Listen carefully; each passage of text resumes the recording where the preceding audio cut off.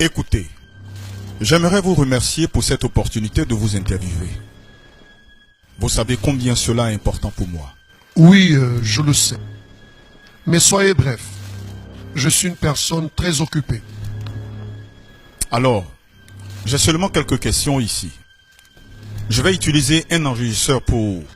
Non, je préfère que vous ne le fassiez pas. Bon, d'accord. Je vais juste le garder. Ok. Je vais juste le garder. Ok. Commençons alors.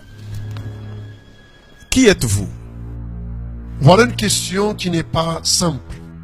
En vérité, je suis un rebelle, un philosophe, un idéaliste, un inventeur, le premier plus grand leader politique qu'il y ait déjà existé. Votre apparence est un peu différente de celle que j'imaginais. Comment êtes-vous vraiment? Vous attendiez quelqu'un avec une capuche rouge.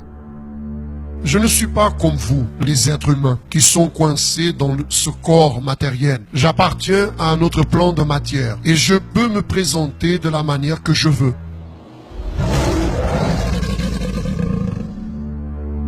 Je peux me montrer comme un ange de lumière, un fantôme, une tentation ou votre frère. Puis-je vous poser une question audacieuse? Quel âge avez-vous? Avez-vous déjà écouté cette musique où quelqu'un dit être né il y a 10 000 ans en arrière?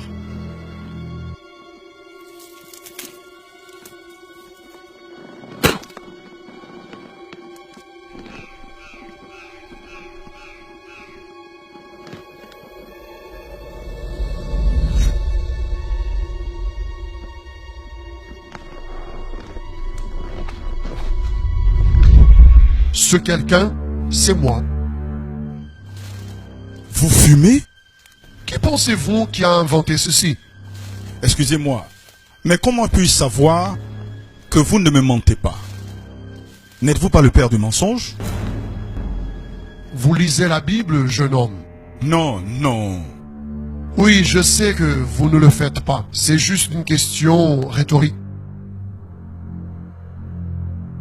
Les gens exagèrent un peu les choses à mon sujet. Une bonne partie de ce que je dis est vrai. Cependant, discerner la vérité du mensonge, cela vous revient à vous les êtres humains. C'est vous qui choisissez en qui vous voulez croire.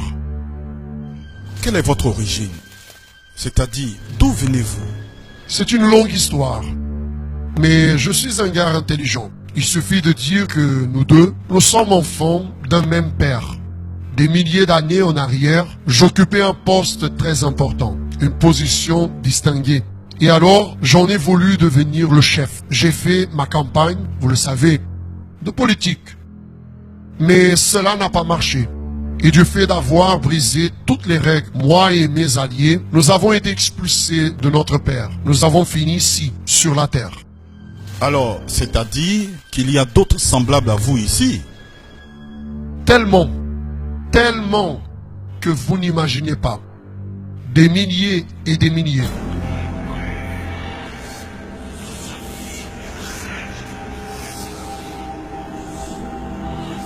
Et quel est votre plus grand atout? Faire les personnes croire que je n'existe pas. Après tout, personne ne se préoccupe avec un personnage folklorique. Et quel est votre plus grand ennemi?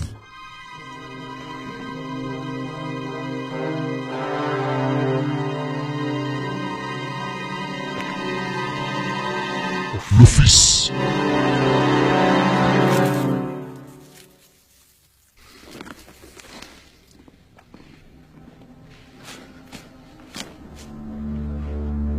Mais je ne veux pas en parler. D'accord, pas de souci. Alors, répondez-moi, quel est votre plus grand rêve? Être adoré de toutes les personnes, comme le Dieu de ce monde. Pensez-vous vraiment que les personnes vont-elles vous adorer, vous, comme un Dieu? Elles le font déjà. Elles pensent qu'elles adorent Dieu, mais elles adorent de la façon qu'elles le veulent, ou alors elles adorent les choses que j'ai inventées. Mais ni tous sont ainsi. Il y a une petite bande d'individus spéciaux que c'est difficile. Continuez. Quelles sont vos stratégies pour réussir cette adoration? Voyez bien, cette adoration n'est pas toujours très claire. Il suffit que quelqu'un se dévie un peu de la vérité et voilà, automatiquement, il devient mon serviteur. Comment ça? Expliquez. J'ai un abordage différent à chaque type de personne. Premièrement, j'ai besoin de connaître son point faible. Puis, à certains, je fournis la gloire, le pouvoir. Ceci mène à la mort, la misère et à la destruction. Aux pauvres, je fournis des superstitions, de la dépravation, de l'ignorance. Aux riches, j'apporte le luxe, la vanité, la débauche. Les intellectuels sont séduits par l'orgueil, concluant que Dieu n'existe pas, ne savent pas l'expliquer avec leur science limitée. De cette façon, ils finissent par adorer la créature au lieu du Créateur. Les vices, les sports, les feuilletons, les jeux, le travail, les drogues. Finalement, tous restent très occupés pour chercher les choses de Dieu. Et la plupart des personnes se vendent pour si peu. Si peu. Comment arrivez-vous à faire tout ça? Ça, c'est un peu difficile d'expliquer. Je n'ai pas l'accès aux pensées des humains. Mais je suis très observateur. Je peux prévoir les attitudes des personnes, de leurs agissements, mots et réactions. Voyez, personne ne vole au hasard. Un jour, elle passe devant une vitrine, regarde, commente, démontre un intérêt. Et à ce moment-là, je crée une opportunité, une situation. Quelques-uns disent que c'est la tentation. En plus de ça,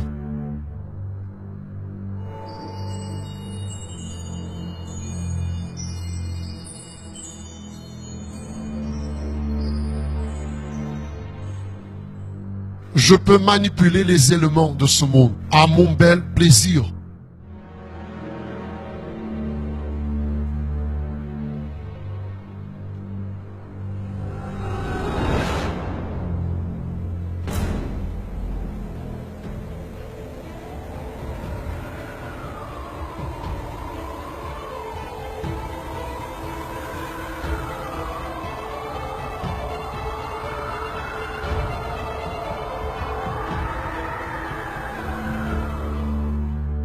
Et puisque je n'appartiens pas au même plan de matière que vous, je ne suis pas donc limité par les lois physiques.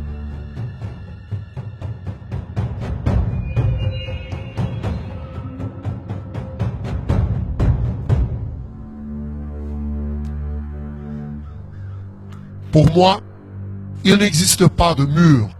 Je peux voyager plus vite que la lumière et reproduire parfaitement la voix de quiconque qui ait déjà vécu sur cette terre. D'ailleurs, l'imitation, c'est un de mes trucs préférés. Presque tout le monde tombe au piège. Créer des choses, vous le pouvez? Je ne peux pas créer la vie, seulement la vôtre.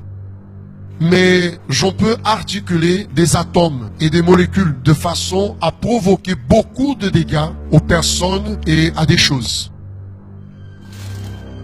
Et qu'est-ce que vous haïssez le plus? Le pardon, la repentance, la réconciliation, les genoux fléchis en prière, les familles unies, la Bible, la loi de Dieu et son peuple ici sur terre. Eh bien, d'après ce que j'ai pu comprendre, vous êtes très puissant. Avez-vous peur de quelque chose? Mon futur, bientôt celui que j'ai crucifié, reviendra sur cette terre et finira avec